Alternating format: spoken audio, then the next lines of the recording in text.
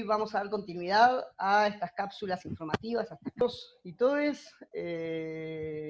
Hoy vamos a dar continuidad a estas cápsulas informativas, a estas cápsulas sobre conceptos fundamentales de la psicología afirmativa. Para ello nos acompañan Marcelo de Mora. Marcelo, puedes saludar. Hola, ¿qué tal? Un gusto estar acá. Y Solange Silveira. Buenas tardes o buenos días, también para mí es un gusto compartir en este espacio. Muy bien. Ellos son estudiantes de graduación del Centro de Atención en Psicología Afirmativa, CAPA, que es de donde estamos haciendo estas pequeñas cápsulas de extensión conceptual hacia la comunidad, hacia nuestros estudiantes y sobre todo también hacia la comunidad profesional. Hoy vamos a conversar con ellos sobre dos aportes vinculados a un mismo tema, que son lo que a mí me gusta llamarles los modelos de forja de la identidad. Se podría llamar modelos de desarrollo de la identidad LGBT, se podría llamar modelos de adquisición, término con el que si quieren lo discutimos después, yo tal vez no estoy tan de acuerdo, partiendo de la base de que la identidad es algo que por un lado se reconoce, pero también se construye, es decir, nosotros tomamos decisiones en torno a quiénes queremos ser, cómo queremos vivir. Me gusta más esa metáfora. Y bueno, y estos modelos son dos sobre este mismo tema, sobre cómo en realidad se construye para sí mismo y para los demás, y se desarrolla la identidad LGBT. Y estos modelos tienen la particularidad de haberse desarrollado, de haber sido expuestos en publicaciones científicas el mismo año. Seguramente por cuestiones del azar, uno sale antes que otro en una publicación, pero en realidad, bueno, es un proceso, se ve, de investigación que se estaba gestando en dos lugares al mismo tiempo. ¿Nos escuchamos bien? Sí, perfecto. Muy bien. Entonces vamos a comenzar con esta conversación. Tal vez que pueden contarnos a todas y todos por qué esta importancia, por qué está bien saber y conocer estos modelos. Bueno, primero que todo, como vos mencionabas, Pari, estos dos modelos son dos modelos que nos van a ayudar a entender el proceso de la aceptación de la identidad homosexual en nuestros consultantes, lo cual es sumamente importante, ya sea que estemos trabajando en el Centro de Atención en Psicología Afirmativa, como en cualquier otro centro que trabaje con personas pertenecientes a la población LGBT o personas que están transitando hacia su orientación sexual.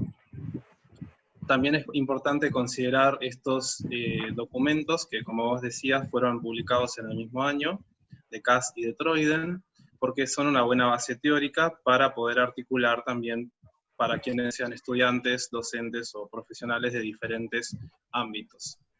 También nos va a permitir el mejor entendimiento de lo que viene a ser la orientación sexual en las personas gays y lesbianas. Bien, sobre esto, importante, tanto el modelo de Cass que vamos a ver hoy como el de Troiden fueron acuñados para pensar gays y lesbianas, ¿no? O sea, temáticas de orientación sexual y específicamente a población gay y lésbica. Hay hoy otros modelos de desarrollo de la identidad que cubren otros espectros de identidades LGBT, pero nos vamos a concentrar hoy en estos dos que son los iniciales. Muy bien. Sí, más adelante también voy a estar comentando algunas de las críticas que se le hacen específicamente al modelo de Cass, que tienen que ver justamente con esta cuestión de que también está orientado exclusivamente para gays y lesbianas, lo cual es el tema del video de hoy. Buenísimo.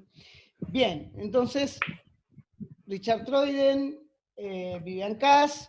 De Vivian Cass tenemos una foto, de Richard Troiden no encontramos, estábamos antes de empezar a grabar comentando eso, dificilísimo encontrar, pusimos una foto de una publicación de él, y ambos modelos. De hecho, fue sumamente difícil encontrar datos biográficos también del profesor, pero lo que pudimos rescatar es que tiene un doctorado en filosofía y que es docente en una universidad que se llama Miami, en Oxford, Ohio, y hasta por ahí nomás, foto, tampoco pudimos encontrar.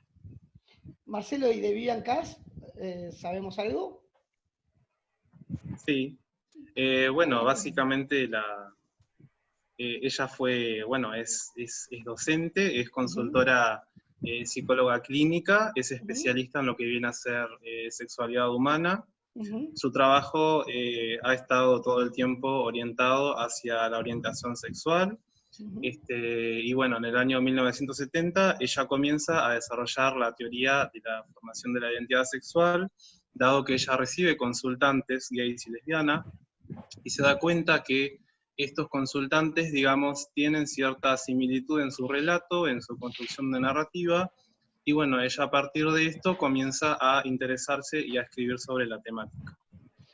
Bueno, durante los últimos 35 años ella ha hecho diversas investigaciones con profesionales de la salud, y bueno, a pesar de que actualmente está retirada, ella se sigue, digamos, involucrando en debates sobre feminismo, sexualidad, orgasmo femenino, entre otras temáticas que, digamos, dan vuelta alrededor del concepto de género, sexualidad, orientación sexual y demás.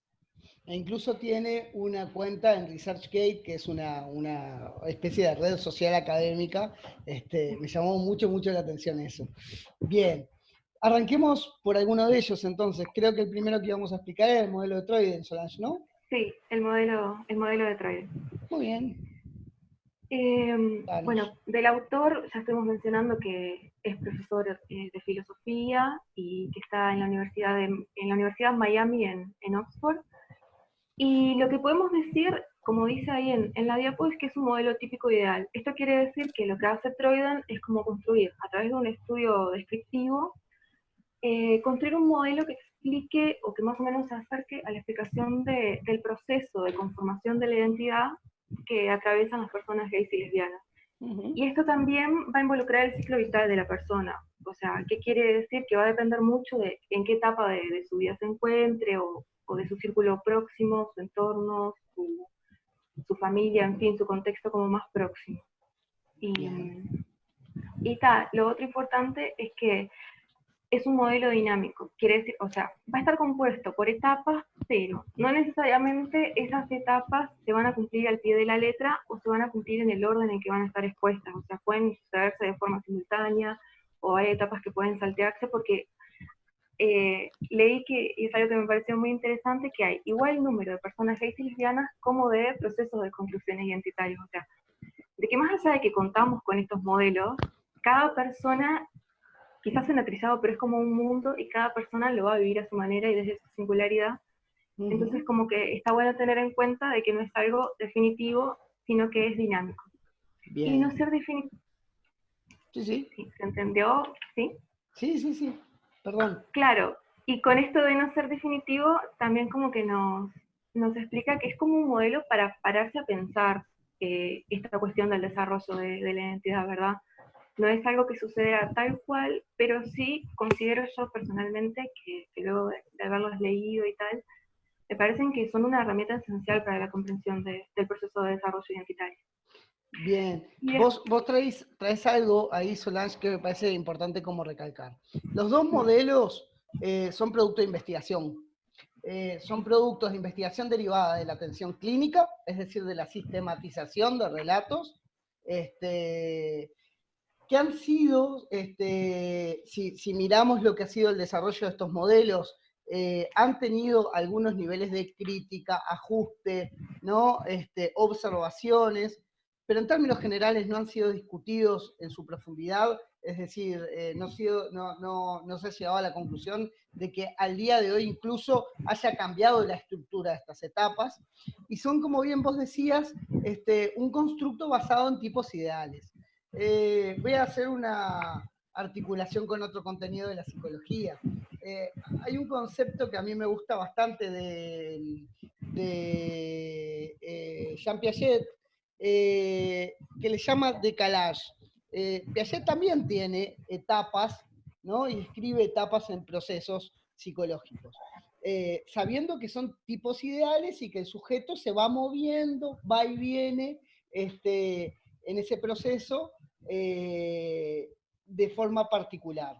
Piaget también trae este concepto, dice que cuando se adquiere una nueva estructura, o se ingresa una nueva estructura cognitiva, es muy común observar en niños y niñas cómo algunas conductas asociadas a la estructura anterior vuelven a aparecer como defendiéndose mucho más fuerte, ¿sí?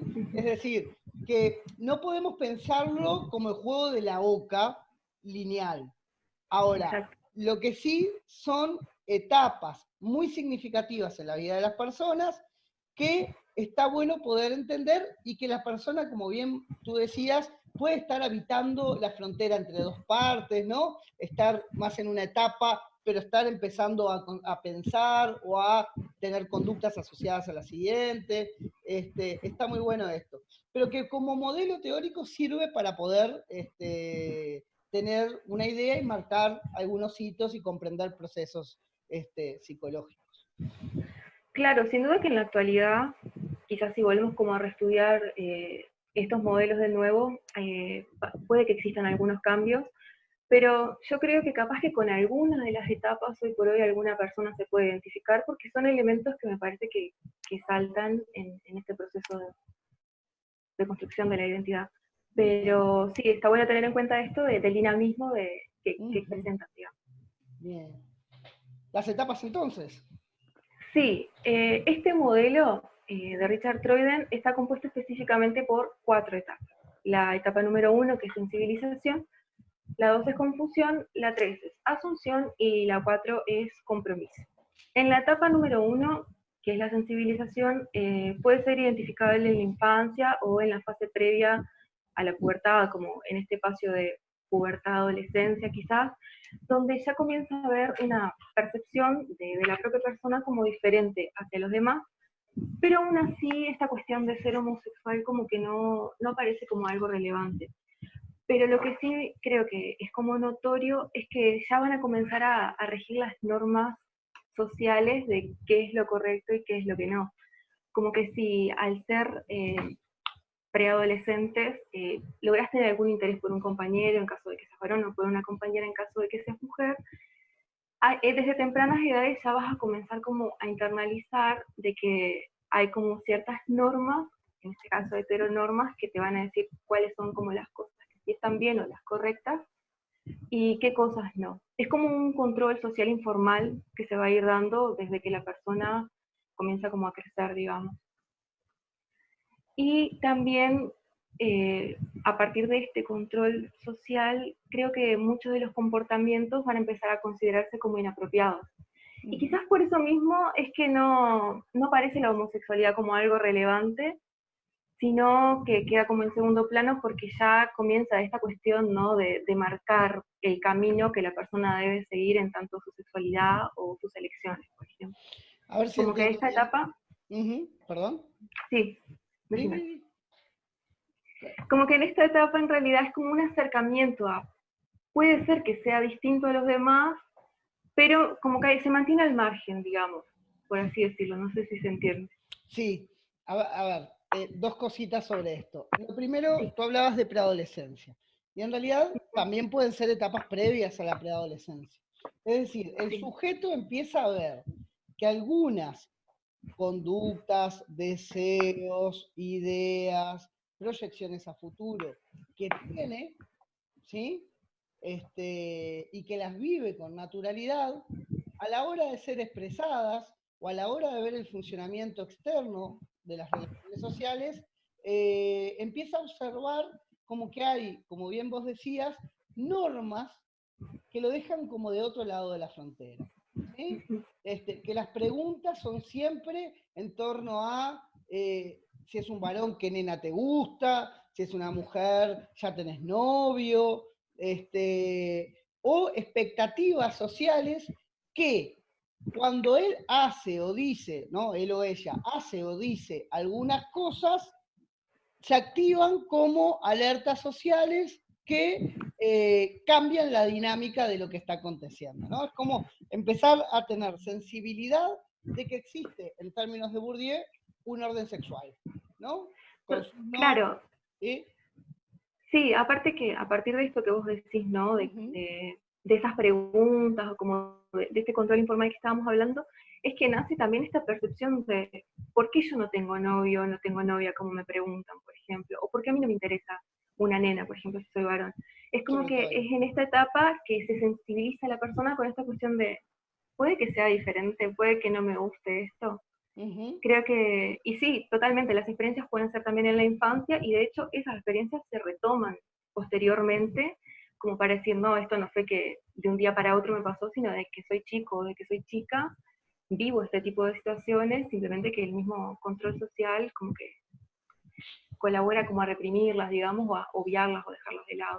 Sí, algo que vemos en la clínica es que, bueno, sobre todo en aquellas personas, y se ve mucho en varones gays, que tuvieron una infancia gay fuerte, ¿no? Que fueron señalados como el maricón de la clase, por así decirlo, y que por ahí cuando pasan a la secundaria reescriben su biografía para no ser objeto de bullying, aquellos que tuvieron en el primer tramo de la secundaria fueron objeto de bullying, si cambian de liceo en el bachillerato cambian algunas cuestiones para no ser objeto nuevamente de bullying. Lo que vemos es que en los procesos de trabajo recuperan ideas y reescriben la biografía en torno de lo que a mí me gusta llamarle la niñez marica, ¿no? Esto que tal vez tenían como súper reprimido, por ejemplo, que me encantaba bailar, ¿no? Y que ahora no dejé de bailar, y que tuve una infancia rodeada de baile, por decir algo, empieza como a aparecer de nuevo como un elemento, un proceso de reescritura de la biografía. Segunda etapa, confusión. ¿Qué sería eso? Sí, en esta etapa lo que se puede identificar es que hay como una reflexión un poco más profunda en torno a la identidad sexual. Es como que se inicia una toma de conciencia y surge esta pregunta de quizás sí soy homosexual o puede que sea homosexual, que algo que no explicamos quizás es que se utiliza la palabra homosexual como paraguas para referirse a personas gays y lesbianas, no solamente a hombres gays. Me parece que está bueno aclararlo. Entonces, en esta etapa de la confusión, también aparece esta dicotomía en la imagen de la persona. Hay como una disociación quizá entre lo que es ser heterosexual, que se ha construido quizá hasta el momento como una persona heterosexual, y esta nueva imagen como homosexual, debido a esa reflexión en torno a esta posibilidad de que en realidad no te estás sintiendo identificado o atraído o atraída a lo que refiere ser una persona heterosexual. Sí, así se suelen dar preguntas, ¿no? Del tipo, capaz que es pasajero, me está pasando esto con esta persona, pero no necesariamente yo soy gay o lesbiana, ¿no? Algunas explicaciones también del orden de, bueno, estoy en una situación especial y por eso es que me siento atraído por personas de mi mismo sexo. Totalmente. O solo me pasa cuando estoy borracho, en caso de adultos, o cosas por el estilo, que también son como prejuicios y... Sí, de hecho es común ver en esta etapa como el uso de alguna sustancia o del alcohol para justificar algunas actividades homosexuales. Creo que es algo que se puede adjudicar a esta etapa. Como que la persona lo que hace es comenzar a percibir sus gustos y percibir que estos gustos no coinciden con esta identidad como más heterosexual, y tiene lo que se dice comportamientos atípicos de género, lo que sería un hombre o una mujer, digamos, según la heteronorma. Y a partir de esto es que surgen estas preguntas, como vos decís, pero también no desde el punto, bueno, quizás sí soy y ya está, sino de, no, esto debe ser un momento, estaba borracho o borracha, como dijiste recién, como que del lado de justificar esta situación puntual, pero no lo que me está pasando realmente, que va más allá de esta situación puntual. No sé si se entiende. Sí. Por ende es una etapa en la cual el sujeto de alguna manera, el resto no está informado explícitamente de su ser, de lo que está sintiendo, pero es una etapa de muchísima actividad psíquica. Es decir, el sujeto está de alguna manera como dos cosas. Uno, negociando y renegociando la realidad en la que vive, y dos, renegociando su propia identidad. Ya sea de una forma más amable o sea de formas muy intensas y muy peleadas con lo que le está pasando, ¿no? Claro, porque a eso también deberíamos sumarle el estigma con el que carga la persona y también como que el rechazo, la autoculpa y también el hecho de que esto podría generar cierto aislamiento social, porque si bien yo uso mucho la palabra depende, y creo que sí, que va a depender del contexto en el que la persona se encuentre, si tiene información de primera mano o no de otras personas gays o lesbianas, pero en caso de que no sea así, va a cargar consigo el estigma que tiene el hecho de ser homosexual, y lo que le va a generar cierta culpa, cierto rechazo de sí, y esto que yo decía del aislamiento. Por Volviendo todo lo que implica. a lo que trabajamos ayer, que fue estrés de minorías, una cosa bien interesante a marcar, que está en el trabajo de investigación que hizo Matías, que la percepción del estigma social la tenemos todos y todas. Es decir, muy rápidamente adquirimos, entendemos, la etapa de sensibilización es muy rápida, entendemos que hay un orden sexual y cómo funciona ese orden y qué lugares ocupamos.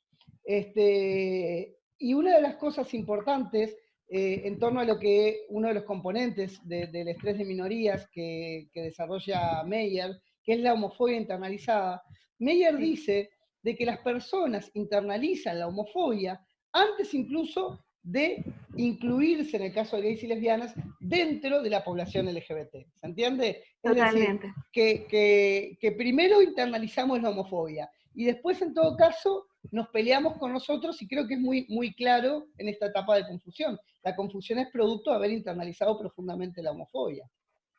Claro, porque en la etapa de sensibilización está este constante control de cuáles son los comportamientos apropiados y cuáles no.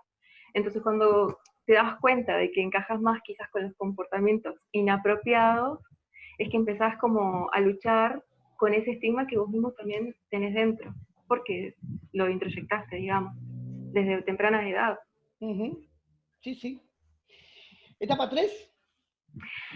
La etapa 3 tenemos la asunción, que sería la asunción de la identidad homosexual en este caso, que es cuando podemos decir que hay como un establecimiento de la identidad.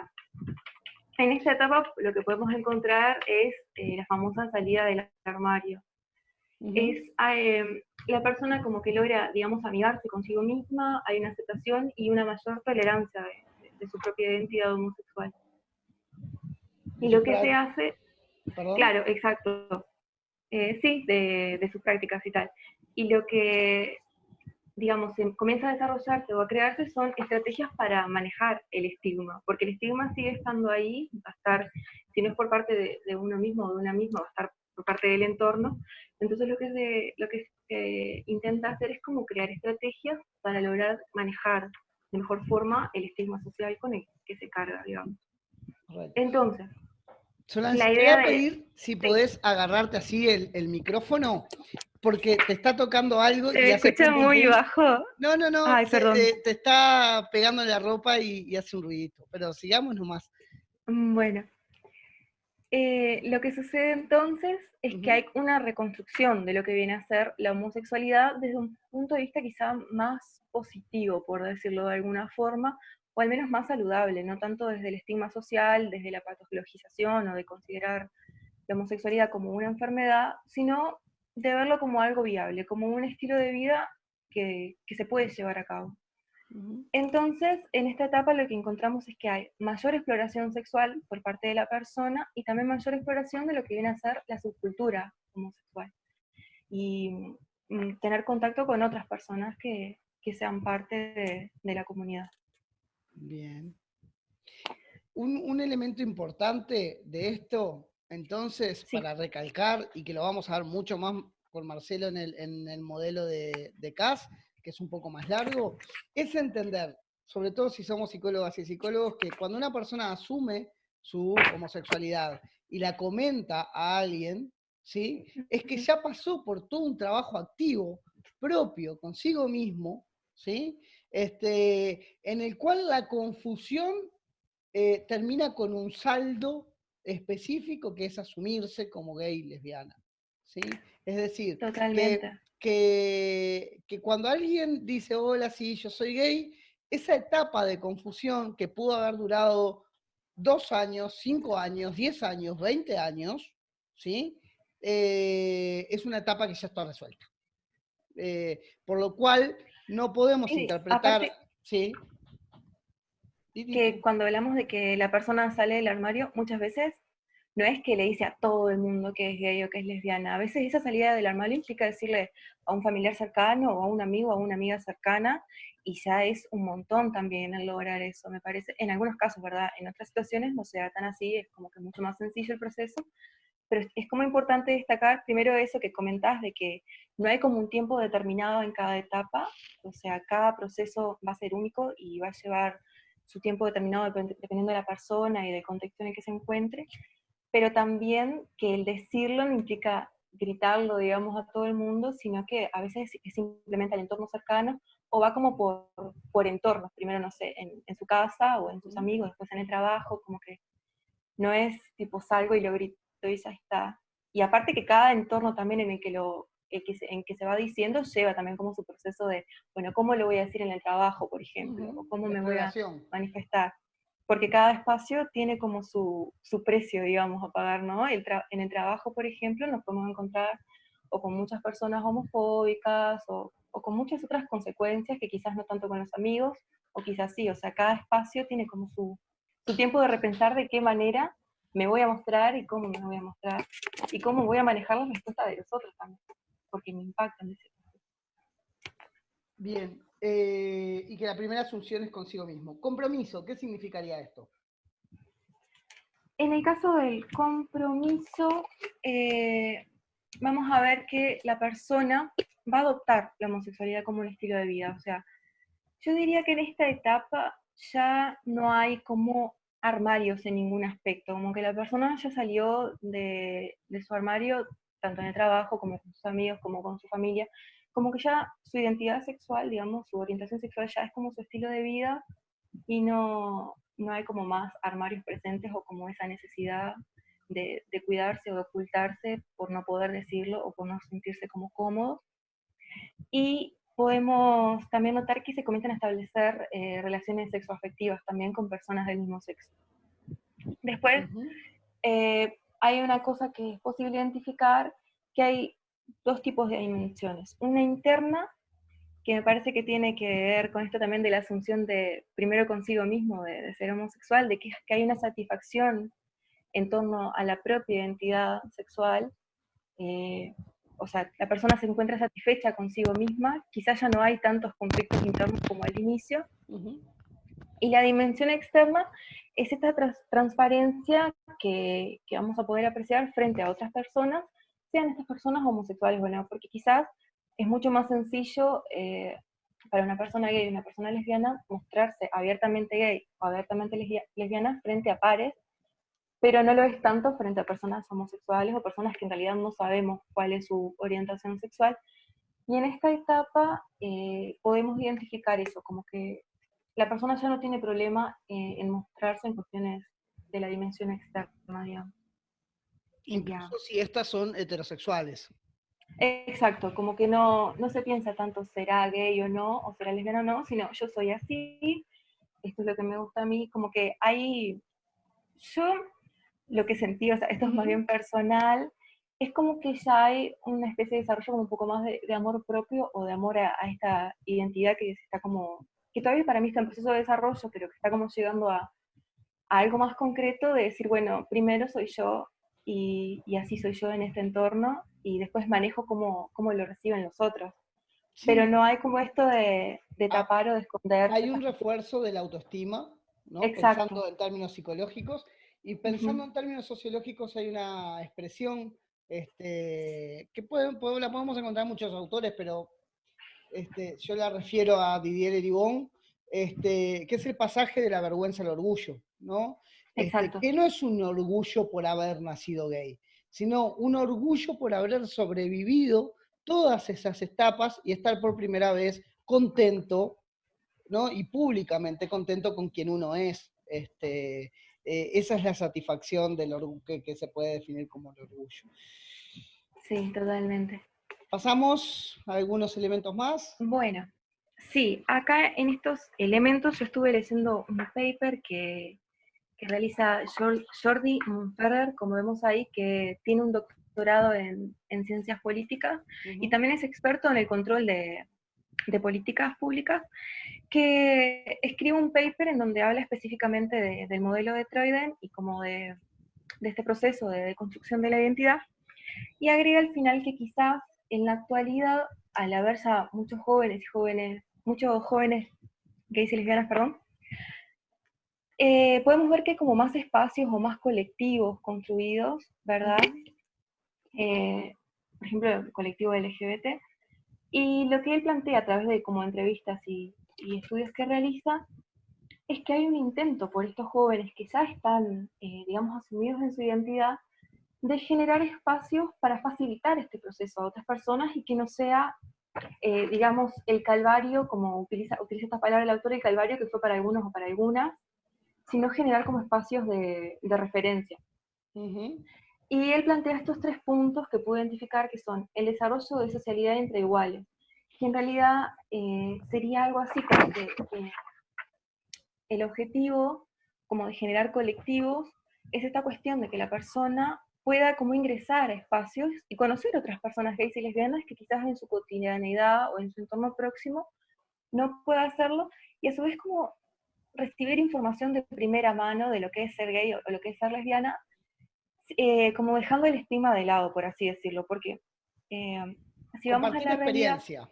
Exacto, compartir como experiencias de primera mano de otras personas que son gays o lesbianas, que quizás en ese momento en que la persona integra el colectivo no es abiertamente gay o abiertamente lesbiana, pero que este primer contacto o que esta participación en este espacio, como lo que puede ayudar es a facilitarle este proceso y no tener que quizás pasar por una eterna etapa de confusión o de ver cómo sale de ahí, va más o menos por este lado.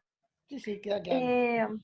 En el punto de la resocialización subcultural, lo que el autor plantea es que cada uno de nosotros y de nosotras pasamos como por un proceso de socialización primaria, en donde es esta etapa que internalizamos todos los estigmas, esto desde previo a la pubertad, lo que estuvimos hablando, que quizás coincide con la etapa de sensibilización, que es cuando internalizamos todos los estigmas, definimos cuáles son los comportamientos apropiados y cuáles son los que están mal vistos socialmente. Entonces plantea que estos espacios de participación en estos colectivos son útiles en tanto se vuelve a realizar como un proceso de resocialización a partir de la subcultura homosexual. Entonces es ahí donde se colabora a la reconstrucción de lo que es ser gay o lo que es ser lesbiana desde un punto de vista como más sano o más positivo. Creo yo que, por lo que da a entender el autor, lo que se trata es de tener como una estructura en donde la persona pueda descubrirse a sí misma y a su vez desarrollar su identidad desde algo positivo. Es como un espacio para mí, o sea, por lo que yo entendí, que lo que hace es legitimar el estilo de vida de la persona. No sé si, sí, y como si se entiende. dinámica, como pensándolo más en términos como de movimientos sociales, capaz desde algún autor como Ofe, Claro. generar un grupo de presión que permita reescribir los valores culturales o relativizar los valores hegemónicos, ¿no? O sea, la construcción de un espacio que genere posibilidades de otro tipo de socialización a nivel macro, donde tal vez alguien, por ser gay o lesbiana, no tenga que estar inscripto, ¿no? Portar ese estigma durante tanto tiempo. Es decir, que hayan otras imágenes a nivel de la sociedad u otros conjuntos de valores que tal vez no tengan esa negatividad que tiene el orden sexual tradicional. La idea es que esta estructura cuente con elementos que sea, como decís, que estén desprovistos del estigma o de cuestiones negativas que se acarrean desde el inicio de la vida de la persona. Bien. Y después, por último, habla de la inscripción en un círculo de reconocimiento, que quizás ya es más la cuestión, diría yo, de militancia de la persona, en donde va a estar en un círculo que le va a dar las herramientas para luchar no solamente por legitimar ese estilo de vida, sino también por un reconocimiento social. O sea, yo creo que va un poco más allá de simplemente conformar parte de un grupo social en donde conozco gente, hago amigos y tal, sino que ya hay como otros propósitos detrás que sería el reconocimiento social de la identidad. Entendiendo además seguramente el concepto de reconocimiento desde Axel Honneth como un grupo de presión o un proceso que supone lo que Honneth le llama la alteración de la eticidad comunitaria, es decir, del sistema de valores que normalizan determinadas cuestiones y anormalizan otras, o que entienden por positivo determinadas conductas y por negativo otras, ¿no? O sea, ya un proceso más macro. Muy bien. Aparte, círculo de reconocimiento en tanto estructura, en donde la persona se puede parar para poder luchar en materia de derechos, como decíamos, en materia de reconocimiento social, de lo que conlleva a la identidad, y esto da como consecuencia una afirmación en positivo de la identidad. Bien. Pasamos a la siguiente transparencia. Entonces, Marcelo, te llegó el turno, estabas muy callado. Pero atento, se te veía atento. Bueno, sí, sobre el modelo de Vivian Cass, ya estuve comentando un poquito acerca del autor anteriormente. Bueno, sobre el modelo teórico para la formación de la identidad homosexual, tenemos que este es una de las teorías fundamentales para el desarrollo de la identidad gay, o lésbica también. Una cosa muy interesante de este modelo es que fue uno de los primeros modelos en tratar a la homosexualidad como algo totalmente normal, lo cual en un clima de homofobia bastante alto como era el año 1979, que fue el año en el que fue publicado este escrito, ¿no? Sí, si lo pensamos en Estados Unidos, perdón, 10 años del Stonewall, pero si lo pensamos en las realidades latinoamericanas del Cono Sur,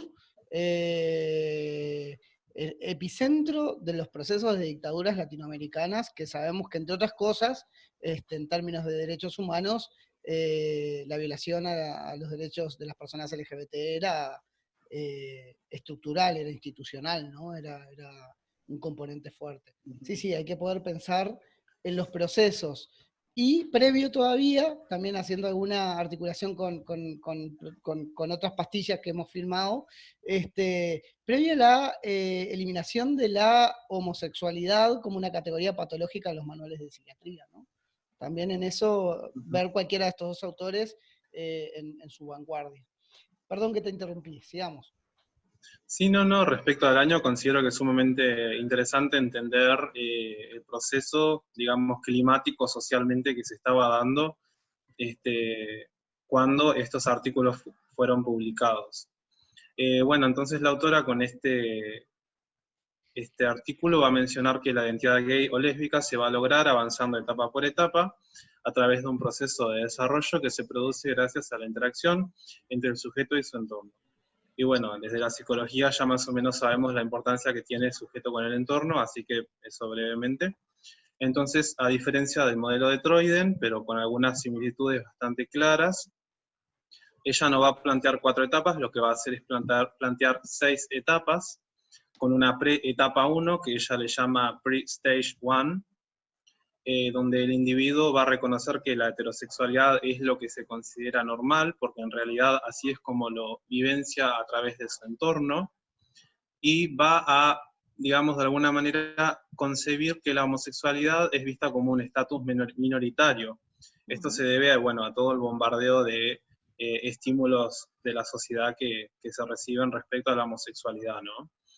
Entonces, dentro de las 6 etapas que ella plantea una primera etapa que se llama la confusión de la identidad, Identity Confusion, donde la persona realmente comienza a sentir que es diferente a la mayoría y reconoce una diferencia en su comportamiento con la norma heterosexual. Es decir, como ya mencionaba anteriormente, hay una desconexión entre lo que siente que debería sentir con lo que está sintiendo. Entonces, digamos que es una percepción de uno mismo que comienza a, digamos, dificultar el proceso de su propia identidad, ¿no? También, bueno, la persona obviamente que se comienza a identificarse, digamos, atraído por su mismo sexo, si es un chico por un varón, si es una chica por otra chica. También existe la información, como ya mencionaba, que recibe del entorno, que es bastante homofóbica y bastante estereotipada, ¿no? Con bastantes etiquetas de lo que debería ser un varón, de lo que debería ser una mujer, de qué cosas les debería gustar, de qué cosas no les debería gustar. Y bueno, también va a haber un fuerte componente de homofobia interiorizada, que bueno, es un tema de los que también se trabaja muchísimo. Siguiendo con lo que sería la segunda etapa, es la comparación de la identidad, Identity Comparison, donde básicamente la persona va a sentir sentimientos de alienación y digamos que la distinción entre uno mismo y los heterosexuales se vuelve más clara, la persona comienza a realmente identificar que es diferente ante a los heterosexuales. Entonces va a haber un duelo inminente y una, digamos, complejidad por plantear la salida del armario. Y bueno, va a haber un alto nivel de la negación y de la identidad sexual. Y también vamos a ver que en esta etapa hay un poco de heterosexualidad forzada. La persona en sus vínculos cercanos va a intentar, digamos, aparentar cierta heterosexualidad mediante algunas bromas, chistes, o simplemente, digamos, disimula que le gusta el sexo opuesto. Bueno, esto sería parte de lo que Cass menciona en esta segunda etapa. Luego vamos a tener la etapa 3, que es la etapa de la tolerancia de la identidad, Identity Tolerance, donde el individuo se mueve al autoconocimiento de ser homosexual y la tolerancia hacia esta orientación sexual. Pero más allá de eso, la identidad no estaría totalmente aceptada todavía, sino que es un proceso que se va dando muy poco a poco, pero digamos que la persona va logrando concebir esto de a poco, ¿no? Entonces se plantea que vamos a encontrarnos 3 tipos de personas, aquellas personas que consideran que construir su identidad es algo interesante, aquellos que consideran que es algo totalmente indeseable, y aquellos que sienten que es algo bueno, que se podría llegar a aceptar. Dentro de esta etapa 3 también tenemos que entramos en esta cuestión de afrontar a los amigos heterosexuales, ¿no? Entramos en esta cuestión del qué dirán, qué es lo que podría pasar, pero también entramos dentro de los primeros contactos sociales con otros amigos gays o lesbianas, y bueno, se comienza a compartir aquella soledad, angustia y bueno, soledad y malestares, lo cual empieza a contribuir positivamente a la formación psíquica de la persona que está transitando por estas etapas. Importante. Bueno, la etapa 4. Marcelo, como para agregar alguna cosita Sí. acá, tal vez estas son las 2 etapas donde mayor riesgo de conductas asociadas a homofobia internalizada, como un componente del estrés de minorías podemos encontrar. Esto que traía Solange, que traía Matías también en la otra pastilla, consumo problemático de sustancias, ideaciones suicidas, ¿no? Todos los efectos vinculados al estrés de minorías se tornan como más álgidos, justamente porque todavía no está la identidad aceptada, el proceso psicológico madurado, ¿no? De asunción de la identidad, y lo que traía Solange también, en la medida que todavía está en la esfera individual, ¿no? No hay relación con otros, no está hablado con otras y otros, mucho menos con otras y otros pares. Podemos ver cierto rechazo a otras personas homosexuales que te dejan en una situación de mayor vulnerabilidad. Y es importante esto destacarlo para quienes trabajamos en la psicología, que el reforzamiento de las fases de comparación y de tolerancia y no de aceptación mantienen en riesgo a las personas LGBT. Es decir, que si un psicólogo o una psicóloga le plantea a un paciente gay o lesbiana, o trans también, porque esto también hay que decirlo, estos modelos fueron pensados de vuelta para gays y lesbianas, pero los estudios de desarrollo de modelos de identidad trans funcionan y describen más o menos las mismas etapas. Tienen algunas características puntuales distintas, pero en términos generales es como se pasa por los mismos lugares. Pero entonces, volviendo a esto, si alguien está en un proceso de tolerancia, ingresa, ¿no?, a una consulta psicológica, hace una consulta psicológica, y el terapeuta, en vez de escuchar el proceso de tolerancia y poder conocer hacia dónde podría derivar esto, vuelve a la fase de la comparación y plantea, pero ¿cómo vos estás seguro de que no sos gay, de que no sos heterosexual? ¿Cómo? Una pregunta que hemos encontrado en nuestros consultantes, hechas por profesionales, si nunca estuviste con un varón, ¿cómo tenés tanta certeza de que te gustan las mujeres? Y que es una pregunta que además se les hace insistentemente a las mujeres lesbianas y no tanto a los varones. También por la situación estructural del orden sexual. Claramente echa para atrás el proceso que la persona venía haciendo desde el lugar de autoridad, desde el lugar de saber, ¿no? Y pone en riesgo nuevamente o aumenta el tránsito, enlentece el tránsito y aumenta el tiempo de exposición a riesgos producidos por la homofobia internalizada. Entonces, esto es como muy, muy, muy importante plantearlo. El conocer Sobre estas todo, etapas, sí, perdón, Solange. también por tener conciencia de que la otra persona te ve como un referente de la salud mental. Es como muy determinante todo lo que se dice en el espacio de consulta, y como decís, implicaría muchísimo tiempo de retroceso en discusiones internas, de replantearse esta situación una y otra vez. Por eso creo que hay que ser muy cuidadosos en ese aspecto. Sin duda alguna. Y si el proceso de desarrollo está más cerca de la aceptación, ¿sí? Si la tolerancia ya casi se torna aceptación, lo que vamos a encontrar es que la persona positivamente va a rechazar esa interpretación, ese comentario, esa retroalimentación, y va a dejar de ir. Por lo cual, aquello por lo que de verdad venía, no va a ser trabajado, ¿no? Pero Entonces, ¿qué pasa si no se encuentra en esa etapa de aceptación y está todavía en la etapa de confusión? O sea, va a ahondar en el conflicto interno de la persona y no lo va a ayudar a salir de ahí. Pero me interesaba mucho poder destacar estos elementos, además de que el modelo, como vamos viendo de CAS, no se contradice, se complementa en muchas partes con el de Troiden, aunque sí es más detallado en algunas cuestiones. Pasamos al siguiente, Marcelo, si te parece entonces, el de la aceptación de la identidad. Sí, eso que vos planteabas es sumamente importante porque justamente el psicólogo debe, ¿no?, acompañar estos procesos de aceptación de la identidad, ¿no?, sobre todo conociendo la importancia que tenemos como imagen ante una persona que acude a nosotros porque justamente siente cierto estrés de minoría, cierta inaceptación por parte de su entorno.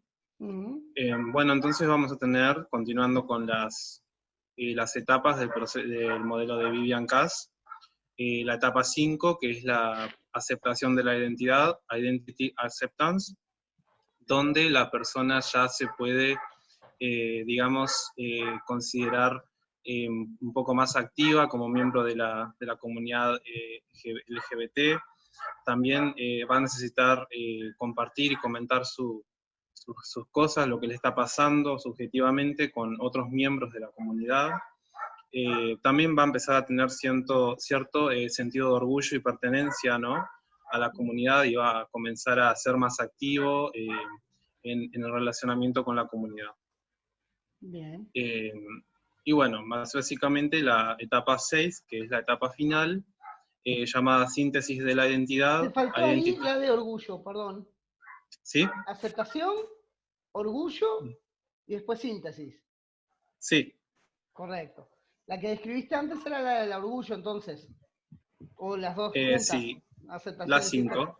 Bien, perfecto. La 5, claro, la etapa 5. ¿Y la síntesis, entonces? Y bueno, después finalmente tenemos la etapa 6, que es la síntesis de la identidad, donde la autora plantea que la persona en cualquier ámbito ya se siente bien, independientemente básicamente de su identidad, porque la persona logra, digamos, sintetizar su identidad, quién es, con las cosas y las actividades que va a ir realizando en el día a día. Entonces la persona se va a sentir cómodo, independientemente si es gay o lesbiana. También va a comenzar a sentir cierta rabia o ciertas reacciones negativas ante comentarios homófobos o elementos que sienta que son discriminativos. Bueno, también en esta etapa es súper importante porque se reconstruye totalmente la historia personal, la persona dentro de su narrativa puede contarse a sí misma y al mundo de otra forma que sale, digamos, del estigma que sentía antes y ahora es una persona que logra sintetizarse, digamos, su persona con el mundo, vamos a decirlo de una forma más breve, una persona mucho más feliz con su identidad y con el entorno, ¿no? Más integrada, ¿no? Tal vez Más sería como... integrada, sí, sí, totalmente. Una discusioncita que me parece interesante, que si miramos el modelo de Troiden, no aparecen estas dos últimas etapas, descritas como tales, que son las de el orgullo y la síntesis. En la fase del orgullo, Cass, si yo no me equivoco de lo que ustedes me pasaron, Cass trae como que la persona se siente muy centrada, ¿no?, en esta cuestión de exponer el orgullo y la satisfacción que le causa ser gay. Es decir, la identidad sexual, o la identidad por orientación sexual en este caso, pasa a ser un rasgo identitario furioso en la persona, ¿no? O sea, muy destacado, contándose biográficamente de forma muy potente desde allí. Y la fase 6 sería de que en realidad ese rasgo de la identidad, ese rasgo de la personalidad, si se permitiera esa traducción a este otro concepto, que es mucho más complicado, en la fase 6 se integra a otros rasgos, como ser trabajador, ser otras cuestiones. Sí, sí, la fase 6 viene a ser una complementación, ¿no?, de todas las cuestiones más positivas, digamos, cuando en realidad veíamos que las primeras etapas tenían mucho componente de negatividad, de mucha lucha interna, de mucha superación, pero en las últimas etapas ya vemos esto del orgullo, ¿no?, del pride, identity pride, y identity synthesis, la síntesis de la identidad, que bueno, donde ya la persona es mucho más integrada al entorno, como comentabas vos.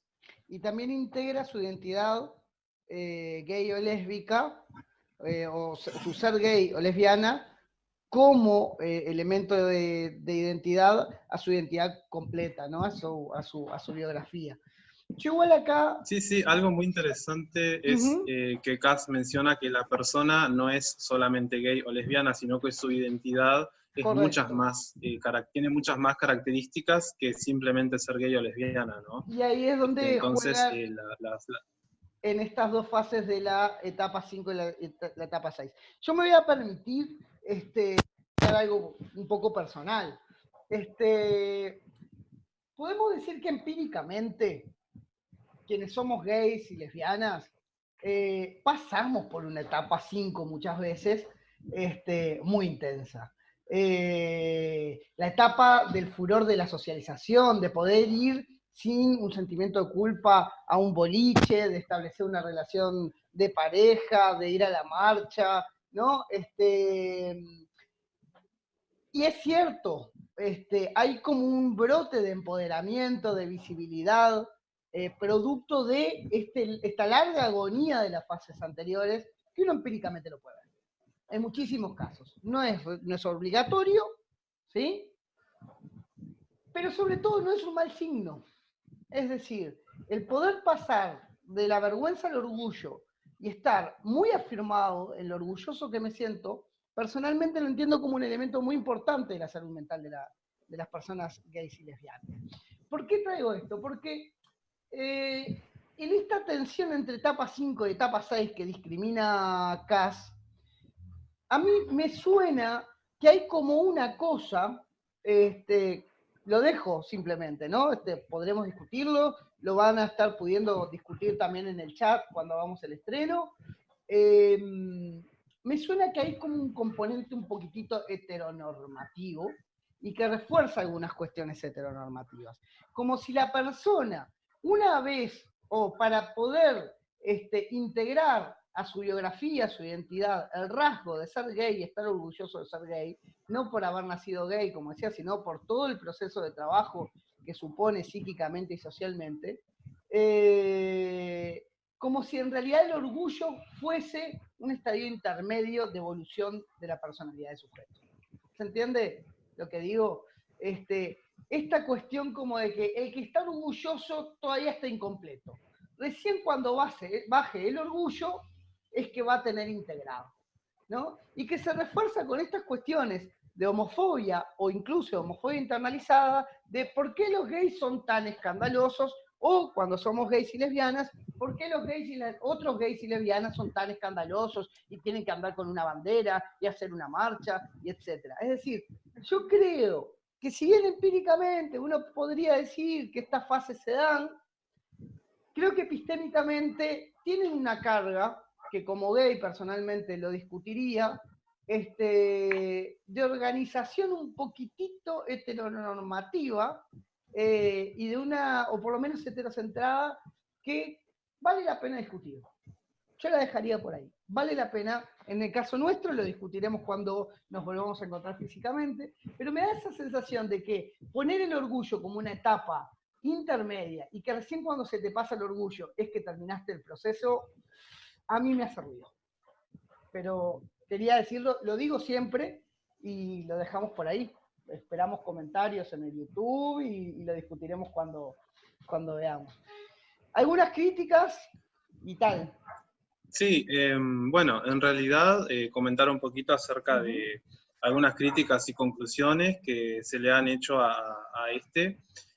Bueno, por ejemplo, estuve buscando en la revista americana de educación sexual, The American Journal of Sexuality Education, se publicó una revisión bajo el nombre de ¿es el modelo de CAS relevante para la sociedad de hoy? Bueno, se realizan algunas críticas, por ejemplo, que la concentración estrecha de estar centrado en gays y lesbianas, como que a veces no reconoce, digamos, algunas otras ramificaciones o diversificaciones que podría tener la orientación sexual o la identidad sexual. Bueno, la falta de especificar, bueno, cómo algunos aspectos raciales y étnicos pueden influir en la identidad sexual. Allí, por ejemplo, McCarn y Fasinger mencionan que, por ejemplo, una mujer negra y lesbiana regularmente va a encontrar más retos respecto al desarrollo de su propia identidad, lo cual el modelo de CAS, por ejemplo, no estaría abordando. Y bueno, esto de la fluidez de la identidad sexual no estaría tan mencionado, pero más allá de todo esto, de las críticas que se le hacen al modelo, se puede concluir, según el artículo, que el modelo de CAS es muy útil y aplicable, por ejemplo, en el proceso del coming out, o sea, la salida del armario, que es un proceso que durante muchos años ha seguido siendo básicamente el mismo, y bueno, es decir, supone dejar atrás una supuesta identidad heterosexual para el development o el desarrollo de una identidad gay o lésbica, y bueno, que esto siempre ha implicado un reto mayor, ¿no? Muy bien. Sí, siempre me dan esas revisiones, así como le acabo de hacer una pequeña crítica al modelo de CAS, con el diario, no del lunes, ¿no? Sino de 30 años después, es fácil hacerle crítica, pero bueno, y sin duda que esas observaciones son súper acertadas de parte de estos autores, pero también es muy valorable, tanto en el caso de CAS como de Tradent, la sistematización de estos procesos que, como bien concluís vos, ¿no? O nos traes vos, que concluyen los autores, siguen describiendo la realidad de los procesos y siguen además siendo vigentes. Por acá tenemos las referencias bibliográficas. ¿Alguna cosita más que quieran decir, Solange, Marcelo? Yo creo que lo importante a destacar que de estos modelos es que más allá de que quizás como hablaba yo al principio específicamente de Detroit, de que no se cumplen las etapas una tras la otra, o pueden suceder de manera simultánea, es quizás repensarlo hoy en la actualidad como una herramienta, no tanto como algo definitivo, sino como una herramienta para el trabajo, ya sea en consulta o en otros espacios, que sí puede estar flexible a modificaciones, pero creo que aún así sigue teniendo como su utilidad para identificar en qué momento quizás del proceso de conformación identitaria se encuentra la persona, y a su vez como desarrollar estrategias de trabajo no sé si de ayuda es la palabra, pero sí de trabajo en conjunto.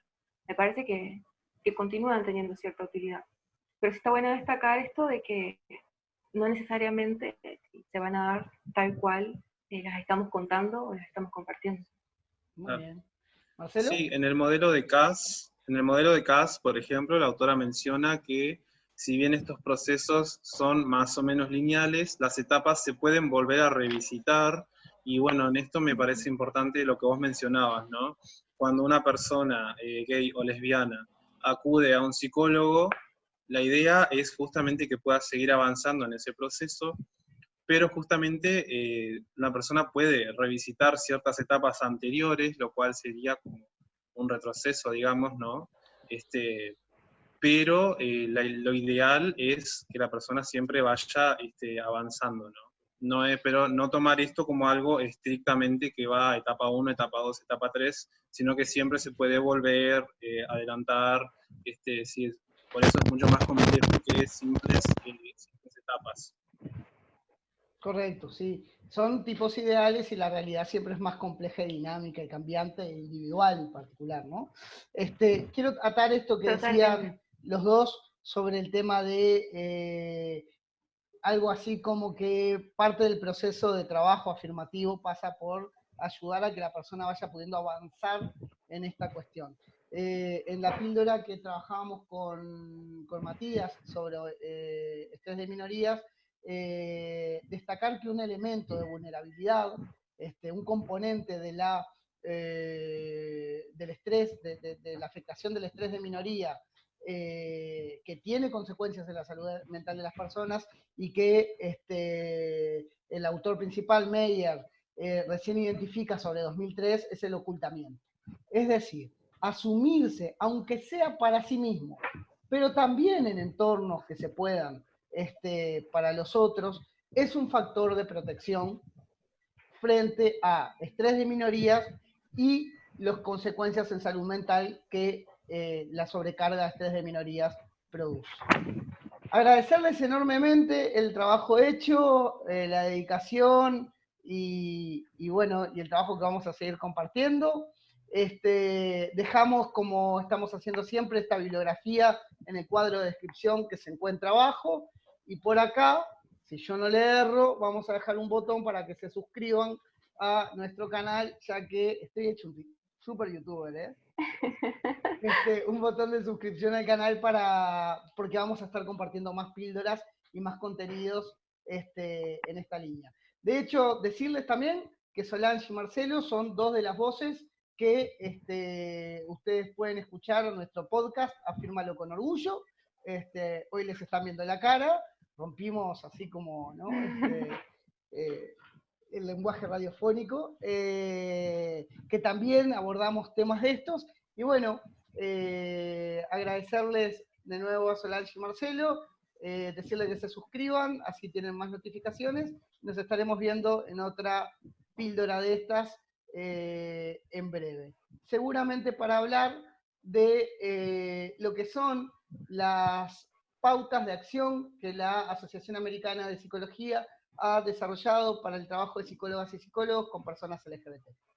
Nos estamos viendo y bueno, sigan cuidándose. Hasta luego.